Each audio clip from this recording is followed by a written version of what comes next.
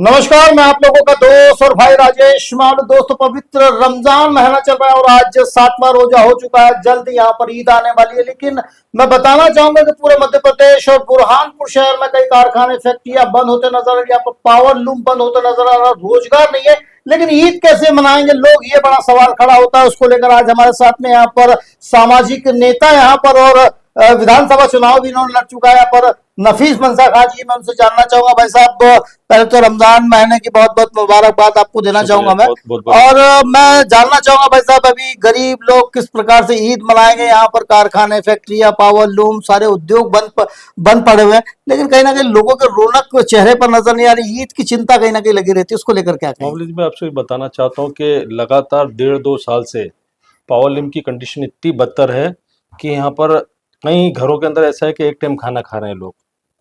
और गवर्नमेंट का काम क्या है? वही अनाज बांट देना। रोजगार के नाम पे पावर लूम देख लीजिए, कंडीशन बदतर है। सूद मिल देख लीजिए, खत्म हो गई। लालबाग की मिल खत्म होने पे कगार पे आके खड़ी हुई है। आपका नेपा मिल देख लीजिए। उद्योग के नाम पर यहाँ कुछ भी नहीं डला आज की तारीख में। और नए नए काम जो आ रहे हैं, और लोग यहाँ बेरोजगार होकर बाहर शहरों में जा रहे हैं रोजगार कमाने के लिए।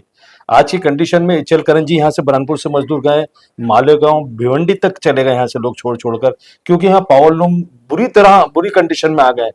गवर्नमेंट की तरफ से कोई सहायता मिल नहीं रही है।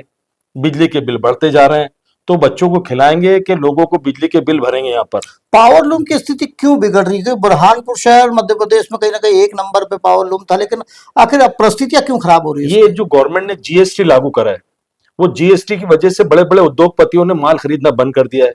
अब जब माल खरीदना बंद कर दिया, तो यहाँ के जो फैक्ट्री के मालिक हैं, इनके पास माल का स्टॉक बहुत ज्यादा हो गया। ये माल कहाँ बेचेंगे जब इनके पास डेड हो गया, माल पड़ा हुआ है? तो माल बनाने की नौबत नहीं आ रही है नया माल बनाने के लिए। उसके बाद महंगाई बढ़ रही है, लोगों के पास आज की तारीख में पैसा नहीं है। त्योहार मनाने की बात छोड़ दीजिए, इतनी कंडीशन खराब है लोगों के पास। आप जाके घूम के देखेंगे तो लोगों के पास इतनी तकलीफ है, किस तरीके से ईद मना रहे हैं। आप देखेंगे कि अभी जो त्योहार गया है, ऐसा नहीं कर रहा हूं कि मैं सिर्फ मुसलमानों की बात कर रहा हूँ, इतना बड़ा कुंभ मेला गया है। आज बुरहानपुर में जोड़ के बताया 1000 की तादाद में लोग भी नहीं गए होंगे कुंभ के अंदर, क्योंकि लोगों के पास पैसा नहीं है। लेकिन करोड़ों रुपए का बिजनेस हुआ। यहाँ पर एक नाविक है जो नाव किराए से चलाता था, करीब 30 करोड़ रुपए की कमाई की है भाई उसने। वहां कमाई करी ना, वहां उद्योग मिला ना, इतने लोग गए तो वहां मिला ना। अब यहाँ बुरहानपुर में कंडीशन क्या है? यहाँ वैसा उद्योग नहीं है ना, यहाँ ऐसी कोई तीर्थ नगरी नहीं है कि जिसकी वजह से बाहर के लोग आए। पर्यटक आए यहाँ पर। पर्यटक के लिए मैंने जब उस टाइम में नगर निगम में था, खूनी भंडारे की हमने तैयारी करी थी, और लगातार 2.5 साल में खूनी भंडारा बन के जो आज कंडीशन में वही कंडीशन हमारे टाइम की थी जो हमने बना के तैयार करी थी। तो हमने सोचा था वर्ल्ड हेरिटेज में जाने के बाद एक इसको फेमस करेंगे, इसका इतना प्रचार करेंगे कि बाहर के पर्यटक इसको देखने के लिए आए। जब पर्यटक यहाँ देखने के लिए आएंगे तो लोगों को रोजगार मिलेगा उसके अंदर। कुछ लोग घुमाने के लिए मिलेगा, कुछ लोग खरीदेंगे। वो तो पूरी तरह से खंडर हो रहा है, लेकिन जो यहाँ पर पुरानी इमारतें हैं, मुमताज महल का महल बना हुआ है, या अन्य जो बड़ी बड़ी जो इमारतें हैं, उनका भी कहीं देख रेख नहीं हो रहा है उसको लेकर। उसकी वजह यह है कि जो भी पुरातत्व विभाग के यहाँ पर लोग बैठे हुए हैं, जो पैसा आ रहा है, जो निर्माण करना चाहिए उनको, आज आपने देखा होगा हजारों रुपए, लाखों रुपए लगाकर उन्होंने गेट के ऊपर रिपेयरिंग की थी, दीवारें रिपेयरिंग करी थी। दीवारों की हालत यह है कि दीवार रिपेयरिंग करते हैं, इधर से रिपेयरिंग करते आते हैं, उधर से पीछे गिरती जाती है। तो ये पर्यटक निगम जो यहाँ पर ये अपने पुरातत्व विभाग के लोग बैठे हुए हैं, खुलेआम यहाँ पर भ्रष्टाचार चल रहा है। अच्छी तरीके से देख लें, आप जाकर जांच कर लें इनकी अच्छी तरीके से। यहाँ ये तो नहीं लगता है कि कहीं ना कहीं ये जितनी भी पुरानी इमारतें वो कहीं ना कहीं मुस्लिम समाज के नेता या मुस्लिम नेताओं जो राजा थे उनकी है, इसीलिए कहीं ना कहीं मध्य प्रदेश सरकार इस पर ध्यान नहीं दे रहा? ऐसा तो कुछ नहीं लगता। नहीं, उसकी वजह ये नहीं है। अगर इस तरीके से देखे जाएगा तो एक गुरुद्वारा है, गुरु गोविंद साहब के यहाँ लिखा हुआ है, उनके हाथ का लिखा हुआ है। एक बहुत बड़ा यहाँ पर जो एक मंदिर है वो इतवारा के अंदर, क्या नाम है उसका, मैं नाम भूल रहा हूँ, वो मध्य प्रदेश में कहीं नहीं, यहाँ पर उनका है। साल में यहाँ पर आते हैं, इतने सारे लोग आते हैं यहाँ पर। उसके अभी देखा जा रहा है पूरे देश में औरंगजेब को लेकर जिस तरह से कहीं ना कहीं चर्चा का विषय चल रहा है। दिल्ली में भी तो औरंगजेब के नाम पर जो रोड था वहां पर भी काला पोत दी गई, ऐसा लग रहा है। तो यहाँ पर भी ऐसा मध्य प्रदेश नहीं, अगर इन लोगों के दिलो दिमाग में सिर्फ औरंगजेब है, क्योंकि लोगों को भटकाना चाहते हैं। आज मैं बोलना चाहता हूँ, चलिए आप मुसलमानों को तो रोजगार दे नहीं रहे, मेरे हिंदू भाइयों को रोजगार दे रही है। उनके बच्चे जो पढ़ रहे हैं, उनके माँ बाप ने जो लोन लिया है बैंक से, आज वो बैंक का पैसा भी नहीं भर पा रहे हैं। वो बच्चे बेरोजगार होके क्या करेंगे? उनका दिमाग भटकाने के लिए औरंगजेब के पीछे लगा दिया। औरंगजेब को मरे हुए 500-600 साल हो गए, उसके मुर्दे को उखाड़ रहे हैं आज। उनकी इमारतें जो बनी उससे पैसा कमा रहे हैं ये लोग है। औरंगजेब के बारे में बताते क्या है ये लोग, इनको जानकारी है क्या? औरंगजेब टीपू अपने जो है ना रोजी कमाता था ना, टोपी सी के कमाता था। बादशाह होने के बाद उसने अपनी जिंदगी बड़ी सादगी से गुजारी और आज उसको बदनाम करते हैं ये लोग मुगलों के नाम से। तो मुगलों की इतनी नफरत है तुम लोगों की, तो जो उनकी इमारत है जिससे तुम साल भर में 15 अगस्त 26 जनवरी में खड़े रहकर भाषण देते हो, उसको तोड़ के फेंक दो ना। क्यों रखे उनके नाम पे लाल किले को तुमने? और कई इमारतें ताजमहल है, उसको उठा के फेंक दो, विदेश में पहुंचा दो कि विदेशों की तरफ से बनाया हुआ है। ये गलत फहमी इन्होंने भारतीय जनता पार्टी वालों ने और इन लोगों ने फैलाई, जो जहरीली नीति वाले लोग हैं। ये नहीं चाहते, वो लोग यहाँ हुकूमत करने आए थे, उन्होंने हुकूमत करके चले गए। हमारा उनसे कोई संबंध नहीं है, हमारा इस्लाम अलग है, बादशाहत अलग है। उन्होंने बादशाहत करी, आए हुकूमत करी, उन्होंने यहाँ बसे, यहाँ के लोगों से मिले, अगर हुकूमत करी और अच्छी तरीके से हुकूमत करी, उसमें शर्म की बात कहीं भी नहीं है कि बताने के लिए कि अगर ये गलत बात आ रही है तो मैं आपको गलत बात बता रहा हूं। उन्होंने बादशाहत बहुत अच्छी तरीके से करी और हिंदू मुसलमानों को लेके चला। उस दौर में अगर वो हिंदुओं को काटते तो आज की तारीख में 500 साल 600 साल उन्होंने हुकूमत करी, कितने हिंदू बचते देश के अंदर? उन्होंने तो मुसलमानों को हिंदुओं को साथ में लेके चला।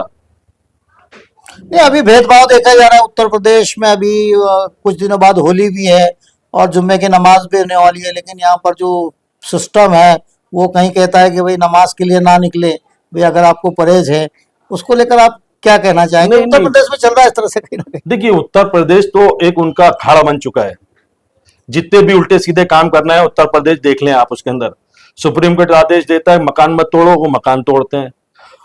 उत्तर प्रदेश के अंदर आप देखें, जो भी जहरीली एक हुकूमत करने वाला आदमी रहता है उसके लिए सब बराबर रहते हैं, कोई हिंदू कोई मुसलमान उसकी नजर में नहीं। और समझी बात, ये तो योगी हैं, इनको तो मेरे से ज्यादा सोचना चाहिए कि कैसा समाज को लेके चलना चाहिए, कि बांटना चाहिए इनको। होली की बात रही, जहां तक आपने मेरे से कही, देखिए अगर रंग बदन पे आ जाए, कोई जानबूझ के डाल दे, तो ये सोचना चाहिए कि इसको नजरअंदाज कर दें। और भूल चूक से लग गया है तो इससे डरने की जरूरत नहीं है। हमारा दीन, हमारा मजहब इतना कमजोर नहीं है कि किसी के कलर को उछालने से हमारा मजहब खराब हो जाएगा, हमारा दीन खराब हो जाएगा। होली का त्योहार है, कहीं ना कहीं अलग तरीके का त्योहार रहता है। इसमें कहीं ना कहीं उदंगी जो होते हैं, उड़ंगी में कुछ लोग रहते हैं, अच्छा, वो 5% लोग रहते हैं जो शराब के नशे में घूमते हैं। मैं तो उनसे भी निवेदन करना चाहूंगा कि ये त्योहार बुराई को खत्म करने के लिए, अच्छाई के लिए बना है त्योहार, तो उसको अच्छाई तरीके से बनाएं और अपनी अच्छाई लोगों तक पहुंचाएं। मेरा मतलब है, मेरी दीन की बात है, मैं जब तक आप तक नहीं पहुंचाऊंगा तो आपको क्या समझ में आएगा मेरे दीन में क्या है? तो जब आपके दीन की बात निकल कर आएगी और आप गंदगी फेंकेंगे किसी के ऊपर, कलर तो छोड़ दीजिए, कलर बहुत अच्छा कलर रहता है, खूबसूरत कलर रहते हैं, उसके अंदर गंदगी लपेट के अगर कोई किसी के ऊपर फेंक दे तो तकलीफ होती है ना। हमने इस शहर के अंदर सिंदीपुरम मजार के अंदर, सिंदीपुरम मस्जिद के अंदर गुलाल डाल दिया था, अंदर तक कलर फेंक दिया था। अब उसके अंदर कलाल इंसानों को लगाना चाहिए कि मजारों पे और मस्जिद में फेंकने की जरूरत है? उसके बाद तत्काल हम पहुंचे, प्रशासन की जरूरत भी नहीं पड़ी। एडिशनल एसपी मेरे साथ थे, खरे साहब, उनको अंदर तक ले आके मस्जिद धुलवाई हमने, मजार धुलवाया। हमें नहीं चाहिए, हमें शहर के अंदर मोहब्बत कायम करना चाहिए। आखिर ये घटनाएं होती क्यों हैं? क्या इसका पीछे क्या कारण हो सकता है कि इस तरह के शरारती तत्व इस तरह की घटनाओं को दे देते, शहर का माहौल, देश का माहौल खराब होते नजर आता? आखिर कारण क्या रहता है? उसकी एक वजह है, बहुत बड़ी वजह मैंने बताई, बेरोजगारी। जवान बच्चों के हाथ में आज हमने मोबाइल दे दिए, ये मोबाइल हथियार का काम कर रहे हैं और ये इतना खतरनाक हथियार है कि उनको रोजगार तो मिल नहीं रहा है, दिन भर बैठे बैठे मोबाइल चला रहे हैं। उसके अंदर एक ही प्रवचन चल रहे हैं धर्म का, हिंदू मुसलमान हिंदू मुसलमान हिंदू मुसलमान। तो आप साइकोलॉजी देखें, बच्चे डिस्टर्ब होते जा रहे हैं और ये बच्चे डिस्टर्ब हो जा रहे हैं। तो इनकी जो वो एक तेजाब फिल्म आई थी ना, उसमें बोलते हैं तेजाब कैसे निकालना है। तो तेजाब बच्चों का किस तरीके से निकल रहा है? अब शिवरात्रि आ रही है, शिव की बारात जा रही है, तो शिव की बारात जा रही है तो बड़ी खुशी से लेके जाना चाहिए। एक तुम्हारे भगवान की बारात जा रही है तो भगवान की बारात के अंदर आप गाने बजा रहे हैं, तो उल्टे सीधे गाने बजा रहे हैं, किसी की मस्जिद के अंदर किसी की दिल आजारी करो, तो ये नहीं चलता ना धर्म के अंदर। ये हिंदू धर्म भी नहीं कहता ना। मुसलमान धर्म की तो बात अलग करो, तो मुसलमानों में तो ये है कि पड़ोसी भूखा रहे तो उसके अंदर तुम्हारे लिए तकलीफ होने वाली है, तुम उसको भूखा नहीं रख सकते। आप अच्छा खुशबूदार खाना भी नहीं पका सकते, कल वो भूखा रहेगा और उसके घर में खुशबू जाएगी तो तकलीफ उसको होगी। तो दीन इस्लाम तो इसकी इजाजत भी नहीं देता, तो हिंदू मजहब भी इसकी इजाजत नहीं देता कि किसी की दिल आजारी करें, आप किसी के धर्म के खिलाफ जाकर नारेबाजी करें।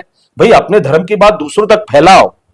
यही तो हमारा हिंदुस्तान है। सारे जहां से अच्छा हिंदुस्तान हमारा हम ये गुलगुले- घटनाएं लगता नहीं है कि कहीं ना कहीं करवाई जाती है, क्योंकि उन्हें तो कोई नॉलेज ही नहीं होता कि ये को दरगाह के अंदर कौन अस्थि सोई है या यहाँ पर किस प्रकार की इबादत की जाती है, ये करवाया जाता है, ऐसा कुछ लगता है आपको? अरे मैं तो दावत देना चाहता हूँ आपके जरिए, अच्छा। मेरे हिंदू भाई उन हिंदू बच्चों को दावत देना चाहता हूँ कि आए मेरे साथ मस्जिद में 5 मिनट बैठे हैं चलकर, कि मस्जिद में क्या प्रवचन दिए जाते हैं, नमाज कैसी पढ़ी जाती है, इबादत कैसी की जाती है, ये आकर देखे तो सही। फिर उसके ऊपर उंगली उठाया बाद में। दरगाहों में भी कई बड़ी हस्तियां रहती है। भाई वो देखो, वो दरगाहों के अंदर हमारे उसमें यह है कि अल्लाह के वली आराम फरमा रहे हैं, कहीं ऐसी बड़ी बड़ी हर दरगाह की बात नहीं कर रहा हूं मैं, अल्लाह के वली हर जगह मौजूद है, उनकी दरगाह है, आप जाके देखें, वहां बैठे आपको सुकून मिलेगा, शांति मिलेगी, क्योंकि वो लोग इबादत करते थे और लोगों के लिए उन्होंने बड़ी बड़ी खानकाहें चलाई हैं, और खाने के लिए बड़े बड़े वो चलते थे, उनके लंगर चलते लंगर थे, चलते। और लंगर की वजह से कई गरीब लोग आकर वहां खाना खा के जाते थे, और मदरसे चलते थे शहर के अंदर बड़े बड़े। ये षड्यंत्र तो नहीं लगता कहीं ना कहीं पूरे देश में हम देख रहे हैं, किसी हिंदू मुस्लिम कई मंदिर तो कई सर्वे, ये सब चल रहा है तो आप देखें उठाकर पूरे हिंदुस्तान के अंदर, आप सुबह से उठकर रात को सोएंगे जब तक, टीवी पे डिबेट एक ही चल रहा है, हिंदू मुसलमान। पहले चला कि कैसी तरीके से इनके नाम मिटाए जाएं, हर जगह से नाम मिटाए जाएं, शहरों के नाम, आज शहरों के नाम चेंज करने से बारे में मैं बताना चाहता हूं। ये बुरहानपुर के नाम का ब्रह्मपुर बोलते हैं, ब्रह्मपुर इसको बदलने से क्या यहाँ रोजगार मिल जाएगा क्या? तुम लखनऊ का नाम प्रयागराज, ये जो उसका नाम करा प्रयागराज करा, उसके राज करने से वहां के लोगों को रोजगार मिल गया क्या? नहीं मिलता। ऐसी चीजों के से भूल जा रहे हैं लोगों को कि धार्मिक भावना में भड़काते जाएं और बच्चे उस नशे में चूर हो जाएं, तो उनको दूसरी तरफ कुछ देखने को ना मिले, क्योंकि उनके माँ बाप परेशान हो रहे हैं, उनकी तरफ कोई ध्यान नहीं दे रहा है कि बच्चे कैसे परेशान हो रहे हैं।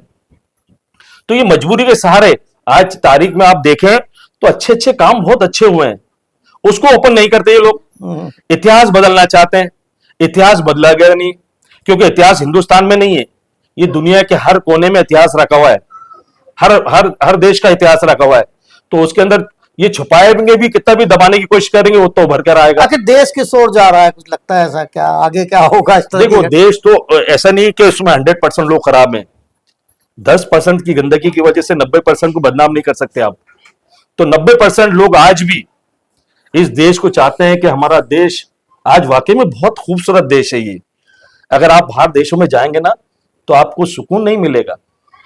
आप समझते हैं कि नहीं, बाहर पैसा है तो वहां कानून वैसा है, वहां मेहनत वैसी है। यहां आप कम मेहनत के अंदर, कम पैसों के अंदर जिंदगी गुजार लोगे और एक शहर से दूसरे शहर आराम से घूम सकते हो। बाहर विदेशों के लोग आते हो, उनको शांति नहीं है, वो अपने नशे में घूमते रहते हैं। आप देखें कितना नशा करते हैं वो लोग। लेकिन हिंदुस्तान में आज भी राजस्व सबसे ज्यादा अधिक मिलता है आज की तारीख के अंदर देखें ना आप, पैसा कितना आ रहा है, हर चीज में तो गरीब से पैसा वसूला जा रहा है, और गरीब को दिया क्या जा रहा है? 5 किलो अनाज, 7 किलो अनाज, 10 किलो अनाज, इससे उनका रोजगार नहीं। ये सारी चीजें बंद होना चाहिए कहीं ना कहीं। देश में कुछ अलग ही देखने को मिल रहा है। अभी दिल्ली के अंदर 2,500 रुपए दिए जा रहे हैं, तो बॉम्बे में कहीं ना, महाराष्ट्र के अंदर 1,500 दिए जा रहे हैं। यहाँ पर 3,000 की घोषणा की थी, लेकिन अभी 12 से आगे नहीं बढ़ी है। आने वाले चुनाव में क्या ये करोड़ों पे लेके लोन ले रहे हैं और गवर्नमेंट चला रहे हैं। करोड़ों का लोन तो है, करोड़ों का लोन है आज की कंडीशन में, उठा लो। मैं ये नहीं कहता कि किसी और गवर्नमेंट ने अच्छा काम करके गई है, उन्होंने जो बताया है, जिस कंडीशन में छोड़ा था उससे बदतर कंडीशन में उसको ला दिया आज की तारीख के अंदर। आज बताए ना आप क्या काम कर रहे हैं। किसान आज बैठा है, उसको जो कीमत मिलना चाहिए उसके अनाज की, वो जब जाता है ना, मेरे जैसा आदमी, मैंने जब अनाज पहुंचाया तो मेरे को मालूम पड़ रहा है कि जो गवर्नमेंट ने नियुक्त तय करा था कि इतने में सोयाबीन खरीदेंगे, उससे कम भाव में सोयाबीन बिका। तो किसान को तो जाकर कैश पेमेंट भी नहीं मिलता, उसको 5% कमीशन वहां कट जाता है। तो इतना पैसा जो ले रहे हैं वो फिर कहाँ जा रहा है? आपने देखा होगा ना कितना भ्रष्टाचार के केस पकड़े जा रहे हैं बुरहानपुर में। मैं तो माननीय कलेक्टर महोदय से निवेदन करना चाहता हूँ, शहर में नए आए हैं, उनसे गुजारिश करना चाहता हूँ कि यहाँ प्रशासन के अंदर जो चुस्ती नहीं है उसको दुरुस्त करें, और जो भ्रष्टाचार हो रहा है खास करके, एक काम बुरहानपुर में बताते कि बगैर पैसे के यहाँ काम होता है। अभी जिस दिन ये होली है उस दिन जुम्मा है, जुम्मे को लेकर क्या बुरहानपुर वासी जनताओं से क्या कहना चाहेंगे? नमाज के को लेकर क्या कहना चाहेंगे? पूरी एक संदेश आपका। आपको ये बता दूं कि ये चौथा 5वां त्योहार आ रहा है जुम्मे का, जो होली उसी में यही है।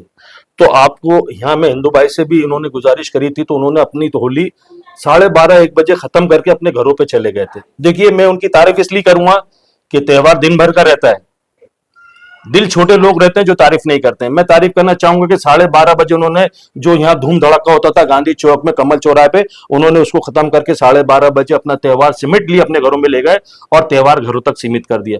और मुसलमानों से भी मैं गुजारिश कर रहा हूं कि इनका त्योहार आराम से मनाने दे। हमें लगता है कि हमारी नमाज का टाइम 1 बजे के बाद है, तो हम 1 बजे के बाद घर से निकले नमाज पढ़ने के लिए, और छींटा लग जाता है बाय चांस, तो उसमें शर्म की बात नहीं है, उसमें डरने की बात नहीं है। आपका दीन, आपका मजहब खराब नहीं होगा। मैं इतनी जवाबदारी से बोल रहा हूं, अगर ये कलर से अपना दीन खराब होता तो कलर के धंधे लोग मुसलमान बंद कर देते। ये कलर से अपना दीन खराब नहीं हो सकता। हमारा मजहब इतना कमजोर नहीं है कि किसी के छींटे की वजह से हमारा दीन खतरे में आ जाएगा। तो आपसे गुजारिश करता हूं कि जुम्मे का त्योहार जाड़ा है, आने वाला है, और इसी में होली का त्योहार आने वाला है, तो बड़े आराम से ये लोग भी अपने घरों पे चले आएंगे। 1 बजे के बाद हम नमाज पढ़ने के निकले और एक तरफ से जाएं, हमें रोड पे जाने की जरूरत नहीं। और खासकर मेरी माँ बहनों से गुजारिश करना चाहता हूं, वो जुम्मे के अंदर, जुम्मे की नमाज के बाद ही अपने घरों से निकलें। उसकी वजह है, अगर उनको कोई काम है तो काम जुम्मे के पहले ना करें, जुम्मे के बाद निकले कि इनका त्योहार भी आराम से बन जाए और हम भी आराम से अपने अपने घरों पे पहुंच जाएं।